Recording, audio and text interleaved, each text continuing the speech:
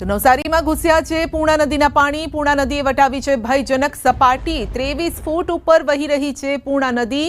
નવસારીના અનેક વિસ્તારોમાં પાણી ભરાયેલા છે। ઘરમાં 2 ફૂટ સુધીના પાણી ભરાયા છે।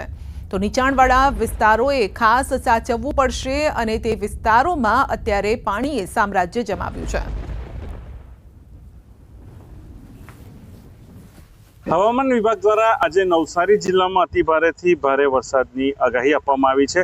પૂર્ણા નદીની જો વાત કરવામાં આવે તો પૂર્ણા નદી પોતાની ભયજનક સપાટી 23 ફૂટ છે, પણ આજે પણ હાલની ઘડીએ પણ પૂર્ણા નદી 23 ફૂટે વહી રહી છે, જેના કારણે જે નવસારી શહેરના જે નીચાણવાળા વિસ્તારો ખરા ત્યાં પાણી ભરાયા છે પૂર્ણા નદીના। અને ખાસ કરીને ઉપરવાસમાં પણ ભારે વરસાદને કારણે જે પૂર્ણા નદી ગાંડીતુર બની હતી, ઘોડાપૂરની પરિસ્થિતિ સર્જાઈ હતી, એમાં પાણીમાં ઘટાડો થયો છે। ગઈકાલે જે પૂર્ણા નદી હતી પોતાની ભયજનક સપાટી 23 ફૂટ વટાવીને 25 થી 26 ફૂટે પહોંચી હતી, પરંતુ હાલ પાણીના લેવલમાં ઘટાડો થતાં ફરી પૂર્ણા નદી સામાન્ય સ્થિતિ પર જઈ રહી છે। પરંતુ હજુ પણ ચિંતાના સમાચાર એ છે કે પૂર્ણા નદીની ભયજનક સપાટી 23 ફૂટ છે અને હાલ પૂર્ણા નદી 23 ફૂટે જ વહી રહી છે।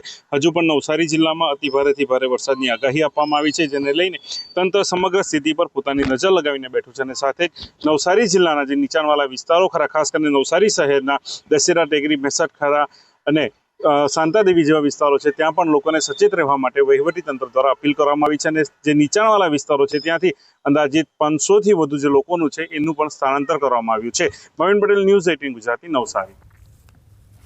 તો નવસારીની પૂર્ણા અને અંબિકા નદીમાં પૂરની પરિસ્થિતિ છે। આ વચ્ચે શાળા સંચાલકોની મનમાની પણ સામે આવી હતી। શાળામાં રજા જાહેર કરાઈ હોવા છતાં પણ વિદ્યાર્થીઓને શાળાએ બોલાવવામાં આવ્યા। કેટલીક શાળાઓ ચાલુ રાખવામાં આવી હતી। સંચાલકો પોતાનું મનસ્વી વર્તન યથાવત રાખી રહ્યા છે અને વિદ્યાર્થીઓના જીવને જોખમમાં મૂકી રહ્યા છે।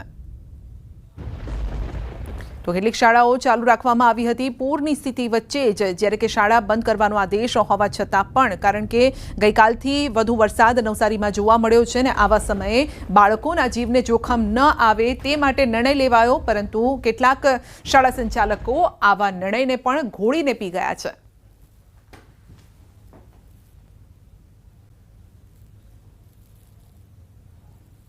નવસારી જિલ્લામાં સતત 2 દિવસથી ધોધમાર વરસાદના કારણે નવસારી જિલ્લાની પૂર્ણા અને અંબિકા નદીઓ ગાંડીતુર બની છે। ખાસ કરીને પૂર્ણા નદી જે નવસારી તાલુકા અને નવસારી શહેરમાંથી જે પસાર થાય છે એમાં ઘોડાપૂરની પરિસ્થિતિ છે, જેને લઈને વહીવટી તંત્રએ શાળા અને કોલેજોમાં રજા જાહેર કરી છે। પરંતુ નવસારી જિલ્લાની કેટલીક એવી પ્રાઇવેટ સ્કૂલો જે છે પોતાની મનમાનીઓ કરીને શાળાઓ ચાલુ રાખતી હોય છે। જિલ્લાના માર્ગ મકાન વિભાગ હસ્તકના આવતા 90 થી વધુ રસ્તાઓ બંધ છે।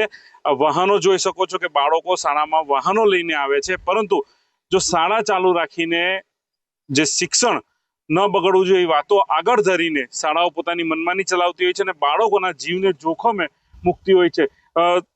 આ જ રસ્તાઓ પર, માર્ગો પર પાણી જો ફરી વળે અને કોઈ વિદ્યાર્થીઓ, જે બાળકો જે છે, જે વાહનો લઈને શાળામાં આવતા હોય છે, જે ગાડીઓ છે એમાં વિદ્યાર્થીઓ શાળાએ આવતા હોય છે અને જો કોઈ બનાવ બને તો એની જવાબદારી કોણ લેશે?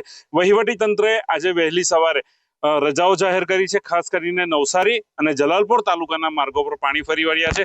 આજે શાળા છે ત્યાં નવસારી જિલ્લામાંથી ખાસ કરીને ગણદેવી તાલુકો, ચીખલી તાલુકો અને જલાલપોર અને નવસારી તાલુકામાંથી બાળકો ભણવા આવતા હોય છે, પરંતુ આવી મનમાની ક્યાં સુધી ચાલશે? શું વહીવટી તંત્ર આવા લોકો પર પગલાં લેશે ખરા કે ફરી આ લોકો પોતાની મનમાની ચલાવીને શાળાઓ ચાલુ રાખશે અને બાળકોના જીવને જોખમે મૂકશે? જો કોઈ બનાવ બનશે તો એની જવાબદારીઓ પણ કોણ લેશે? આવા સવાલો પણ સામે આવી રહ્યા છે। પરંતુ આવા મનમાની કરતી શાળા સંચાલકો સામે વહીવટી તંત્ર કેમ લાચાર છે, શિક્ષણ વિભાગ કેમ લાચાર છે અને અધિકારીઓ કેમ લાચાર છે, એ સૌથી મોટા સવાલો સામે આવી રહ્યા છે અને બાળકોના જીવના જોખમ સામે આવી શાળાઓ જોખમ મૂકી રહ્યું છે। મવીન પટેલ, ન્યૂઝ 18 ગુજરાતી, નવસારી। તો ડાંગ જિલ્લાના સુબીર તાલુકામાં ભારે વરસાદ। સવારે 6 વાગ્યાથી સાંજે 6 સુધી 12 કલાકમાં 5 ઇંચ વરસાદ પડી ગયો। સતત વરસાદના કારણે સુબીર તાલુકામાં પૂર્ણા નદીમાં પૂરની સ્થિતિ આવી। પૂર્ણા નદીની સપાટીએ વધુ પાણી નવસારીના માથે સંકટ બની શકે છે।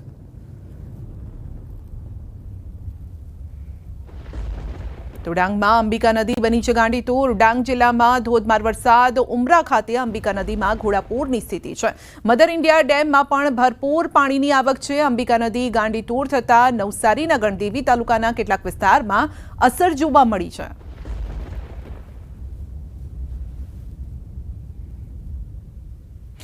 તો રાજ્યમાં સરેરાશ 46.21% વરસાદ ખાબકી ચૂક્યો છે અને સૌથી વધુ દક્ષિણ ગુજરાતમાં 50% વરસાદ થઈ ચૂક્યો છે. 50.82% વરસાદ થયો છે. કચ્છમાં પણ 50.35% વરસાદ અત્યાર સુધીમાં નોંધાયો છે. સૌરાષ્ટ્રમાં સરેરાશ 45.41% વરસાદ છે. પૂર્વ મધ્ય ગુજરાતમાં 44.11% વરસાદ. સૌથી ઓછો ઉત્તર ગુજરાતમાં 41.31% વરસાદ નોંધાયો છે. તો નર્મદા ડેમમાં પણ 48.15% જળ સંગ્રહ થયો છે. 206 જળાશયોમાં 54.50% જળ સંગ્રહ છે. રાજ્યના 31 ડેમ હાઈ એલર્ટ પર છે. 19 ડેમ એલર્ટ પર છે. રાજ્યના અન્ય 18 ડેમ માટે વોર્નિંગ પણ અપાઈ છે.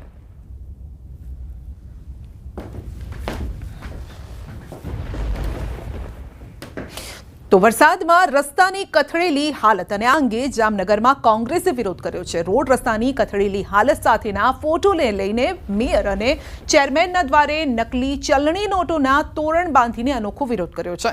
તો કોંગ્રેસના વિપક્ષી કોર્પોરેટર અને કાર્યકરો સાથે જામનગરના કોર્પોરેશનમાં આવેલ મેયરની ચેમ્બર બહાર વિરોધ કરવામાં આવ્યો. રસ્તા ઉપર ગાબડા, ગટરોના પ્રશ્નો, પાર્કિંગના મુદ્દે આવેદનપત્ર આપવા માટે પહોંચ્યા હતા, પરંતુ મેયર 1 વાગ્યા સુધી હાજર જ ન હોવાથી ચેમ્બર બહાર આવેદનપત્ર ચોંટાડી દીધું અને સાથે નકલી નોટોનો હાર તોરણ સ્વરૂપે બાંધી અને રોષ ઠાલવ્યો. સ્ટેન્ડિંગ કમિટીના ચેરમેનની ઓફિસ બહાર પણ કોંગ્રેસી નેતાઓએ 2000ની નકલી નોટોનું તોરણ બનાવીને બાંધ્યું હતું.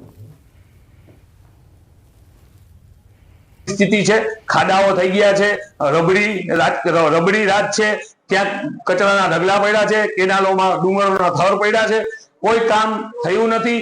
આવી અને દર જે વીકલી એની સેટિંગ કમિટી હોય એમાં સેટિંગ કરી અને જામનગરની જનતાના પૈસાઓ લૂંટવાનું કામ કરે છે. વલસાડ જિલ્લામાં પ્રથમ વરસાદથી જ રસ્તાઓની હાલત બગડી ગઈ છે. નાના મોટા રસ્તાઓ સાથે નેશનલ હાઈવે પણ ધોવાઈ ગયો છે. નાસિક જતો હાઈવે સૌથી વધુ ખરાબ હાલતમાં છે. કપરાડામાં ભારે વરસાદથી હંમેશા નાસિક હાઈવે બિસ્માર થાય છે અને આ વર્ષે પણ હાઈવે ઉપર ખાડાઓની લાઈન લાગી છે, જેના કારણે વાહન ચાલકોને ભારે મુશ્કેલી વેઠવી પડે છે. તો અકસ્માતનો ખતરો પણ રહે છે. અનેક વખત સ્થાનિકો અને ડ્રાઈવર રજૂઆત કરી ચૂક્યા છે, પરંતુ હજુ સુધી ખાડાઓ પૂરવામાં નથી આવ્યા. લોકો તાત્કાલિક સમારકામની માંગ કરી રહ્યા છે. નાસિક હાઈવે કહેવાય, પણ નાસિક હાઈવે તો દેખાતો જ નથી. આ તો ગામડાની જેવી સમસ્યાઓ દેખાય છે. હા, એ તો આપણે ચાંદપરના જે ખાડા દેખાય તેવા દેખાય છે. લોકોને ઘણી બધી તકલીફ પડે. વારે વારે ઉપડાણ કરતા હોય, ગામડામાંથી લોકો કામ કરવા માટે પારડી જતા હોય, વલસાડ જતા હોય, એમને ઘણી બધી મુસીબતો પડે. વરસાદમાં આટલા ખાડા છે કે કઈ ખબર નહીં પડતી. આમાં ખાડા ભરાઈ જાય વરસાદમાં એટલે કઈ ખબર નહીં પડે. એક્સિડન્ટો બી થાય, બાઇક વાળા પડી બી જાય. જિલ્લામાં જવાનું તો હવે વલસાડ જવાનું, કપરાડા તાલુકો છે, બહુ જ ખરાબ છે રસ્તો. કપરાડા સુધીમાં આ જ હાલત છે બધી રસ્તાની. ખાડા મોટા 2-3 ફૂટના ખાડા. વલસાડ જિલ્લામાં પ્રથમ વરસાદથી જ રસ્તાઓ ધોવાયા છે. જોકે સૌથી વધારે ખરાબ હાલત છે વલસાડના કપરાડાના નાના પોંડાથી નાસિક જતા હાઈવેની છે. અત્યારે જે આ દ્રશ્યો જોઈ રહ્યા છો, નાસિક હાઈવેના દ્રશ્યો છે. અહીંયા આગળ મસ્ત મોટા ખાડા પડ્યા છે, જેને કારણે અહીંયાથી પસાર થતા વાહન ચાલકોએ પારાવાર મુશ્કેલીનો સામનો કરવો પડી રહ્યો છે. રસ્તાની હાલત એટલી ખરાબ છે કે અહીં આ રસ્તામાં ખાડા છે કે ખાડામાં રસ્તો છે તે પણ કહેવું મુશ્કેલ છે. મહત્વપૂર્ણ છે કે આ નાસિક હાઈવે સૌથી વ્યસ્ત હાઈવે છે. અહીંયાથી ઔદ્યોગિક વિસ્તારને કનેક્ટ કરે છે આ હાઈવે. ઔદ્યોગિક નગરી વાપી, ધરમપુર અને વલસાડ જિલ્લાથી અમદાવાદ, મુંબઈ નેશનલ હાઈવે પર છે. અહીંયાથી વાહનો પસાર થાય છે. રોજિંદા નાના મોટા હજારો વાહનોની અવરજવર રહે છે, પરંતુ કપરાડામાં સૌથી વધુ વરસાદ થતો હોવાથી દર વર્ષે રસ્તાઓની હાલત આવી જ ખરાબ થઈ જાય છે અને રસ્તા ઉપર મસ્ત મોટા ખાડા પડે છે, જેને કારણે વાહનોના અકસ્માતો થાય છે. સાથે સાથે અહીંયાથી પસાર થતા વાહનોમાં નુકસાની પણ થાય છે. આમ વલસાડ જિલ્લામાંથી પસાર થતા અમદાવાદ મુંબઈ નેશનલ હાઈવે તો હાલત ખરાબ છે જ, પરંતુ સૌથી વધુ ખરાબ હાલત છે અહીંયા આગળ નાના પોંડાથી નાસિક જતા આ હાઈવેની હાલત છે. આથી અહીંયાથી પસાર થતા વાહન ચાલકો ભારે મુશ્કેલીનો સામનો કરી રહ્યા છે અને વાહન ચાલકોની માંગ છે કે વહેલી તકે આ જે હાઈવે છે એની હાલત સુધારવામાં આવે. ભરતસિંહ વાડેર, ન્યૂઝ 18 ગુજરાતી, કપરાડા. બુલેટિનમાં આગળ વધીશું નાનકડા બ્રેક બાદ.